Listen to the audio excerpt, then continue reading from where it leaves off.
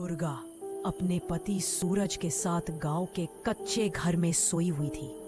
अचानक उसके पेट में ऐसा मरोड़ उठा जैसे किसी ने भीतर से नाखून गड़ा दिए हो। वह नींद में ही कराहने लगी। दुर्गा, क्या हुआ? सूरज हड़बड़ा कर उठा। कुछ है मेरे पेट में, कोई है वहां। दुर्गा का चेहरा पीला पड़ चुका था। तुम्हारा 8वां महीना चल रहा है, ऐसा होना स्वाभाविक है, आराम करो, सूरज ने कहा और दुर्गा को डांठस बंधाया। अगले दिन सूरज खेत पर निकल गया। दुर्गा ने दरवाजा बंद किया ही था कि बाहर की घंटी बार बार बजने लगी। खोलने पर कोई न था सिवाय एक पुरानी स्याह किताब के, जिस पर लिखा था, मैं लौट आया हूँ माँ। किताब उठाते ही एक डरावना चेहरा उसकी आंखों के सामने उभर आया। दुर्गा चीख उठी, पर किताब जैसे उससे लिपट गई हो। दिन भर वह उसी किताब में डूबी रही, मानो आत्मा चुराई जा चुकी हो। शाम तक सूरज और उसकी माँ लौटे। तू ये कैसी किताब पढ़ रही है? माँ ने टोका। गर्भ में बच्चा है, देवी पाठ कर, ये अशुभ चीजें मत पढ़।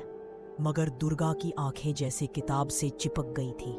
रात को उस किताब से एक आवाज आई, माँ मुझे छोड़कर मत जाना। दुर्गा ने किताब को सीने से चिपका लिया।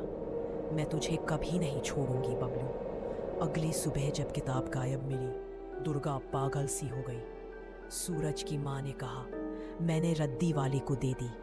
दुर्गा चीख उठी, तुमने मेरे बच्चे को मार दिया, और कमरे में जाकर सारा सामान तोड़ डाला।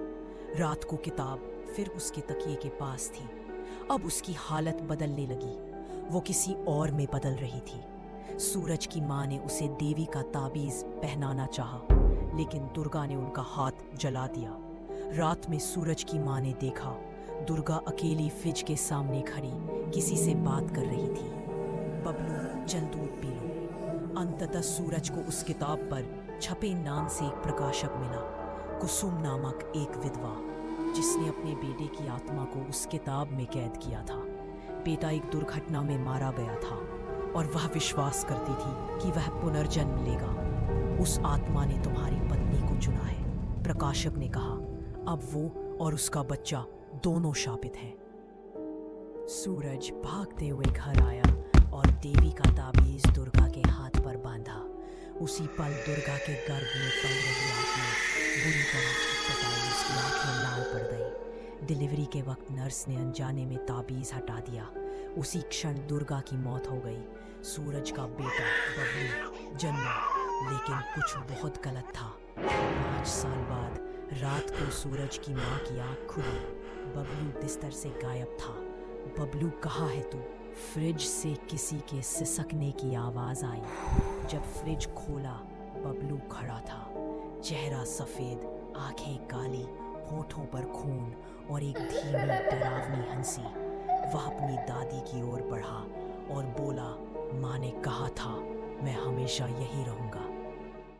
खामोश रहो, वो तुम्हें देख रहा है। हर रात 9 बजे 9 PM हॉरर पर।